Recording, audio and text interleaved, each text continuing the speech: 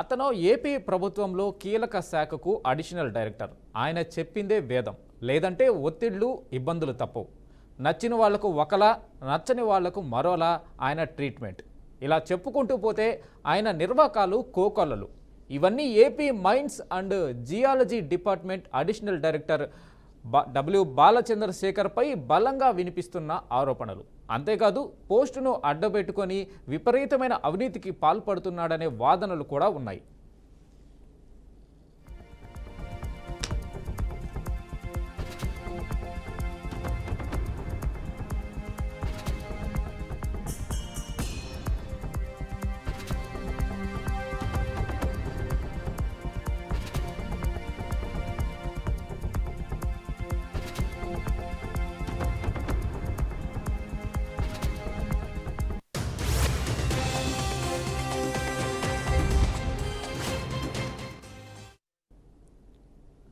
ప్రభుత్వం ఏదైనా ఆ శాఖలో చక్రం తిప్పేది మాత్రం బాలచంద్రశేఖర్. మైన్స్ శాఖపై గుత్తాధిపత్యమే కాదు, అన్ని రకాల నియామకాల్లోనూ ఈయన హస్తం ఉండాల్సిందే. మంత్రుల దగ్గర పనిచేస్తున్న ఓఎస్డీలందరూ బాలచంద్రశేఖర్ తాలూకే అంటుంటారు. అంటే ఈ గనుడు రికమెండ్ చేస్తేనే పెట్టుకుంటారనే వినికిడి. తనకు తెలియకుండా ఎవరైనా అపాయింట్మెంట్ అయినా, తనకు నచ్చని వ్యక్తులు ఓఎస్డీగా అపాయింట్మెంట్ అయినా తొలగించే వరకు నిద్రపోడు. రీసెంట్గా రాజబాబు అనే వ్యక్తి బాలచంద్రశేఖర్ అధికార దర్పానికి బలైపోయాడు.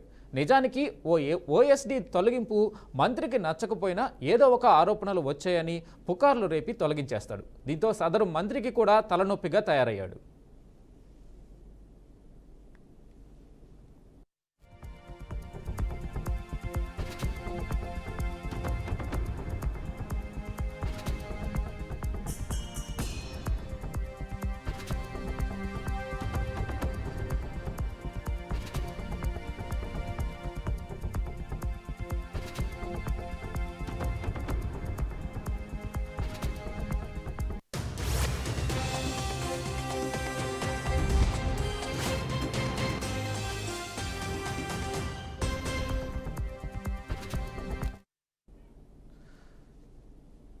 మైన్స్ శాఖలో కానీ, సెక్రటేరియట్లో కానీ బాలచంద్రశేఖర్ హవా నడవాల్సిందే అనే వాదనలు బలంగా ఉన్నాయి. లేదంటే పర్యవసనాలు వేరుగా ఉంటాయంట.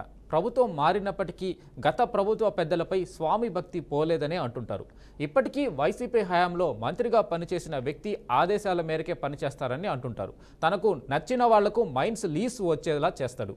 తనకు నచ్చని మైన్స్ లీజ్ హోల్డర్స్ను ముప్పు తిప్పలు పెడతారని టాక్.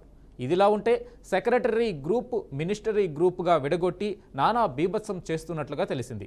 అంతేకాదు ఇతని చేష్టలకు 2020లో సస్పెన్షన్ వేటు కూడా పడింది. మళ్ళీ తనకు తెలిసిన రూట్లో సస్పెన్షన్ నుంచి ఏకంగా పదోన్నతి కూడా పొందాడు. 2022లో అడిషనల్ డైరెక్టర్గా ప్రమోషన్ దక్కించుకున్నాడు. ఒక సస్పెండ్ అయిన వ్యక్తి అలా కొద్ది రోజుల్లోనే పెద్ద పదోన్నతి పొందడం చాలా అరుదు. ఈ పరిణామం కూడా చాలామందికి విస్మయాన్ని గురిచేసింది.